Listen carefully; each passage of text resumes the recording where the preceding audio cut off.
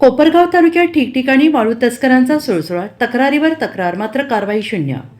कोपरगाव तालुका हा वाळू तस्करांचा तालुका म्हणून प्रामुख्याने ओळखला जातो. परंतु मागील आठवड्यात वाळू तस्करांचे धाबे एका वरिष्ठ अधिकाऱ्याच्या उपस्थितीमुळे दणाणले आहेत.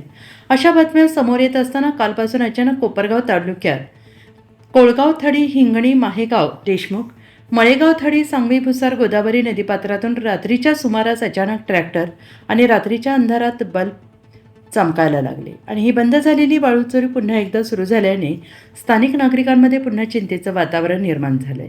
हे वाळू तस्कर अतिशय ठामपणे ही वाळू वरील गावातून गोदावरी नदीपात्रातून रात्रीच्या सुमारे चोरी करत असतात. नैसर्गिक साधन संपत्तीची वाट लावत आहेत, तरी देखील प्रशासन स्वस्थ का असा सवाल स्थानिक नागरिक करत आहेत.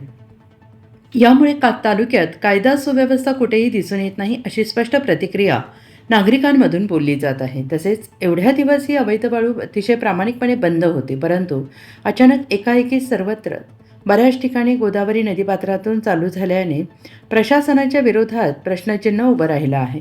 यामुळे रात्रीच्या सुमारास वरील गावातून चोरून चालणारी ही अवैध वाळू तात्काळ बंद व्हावी अशी मागणी जोर धरू लागली आहे.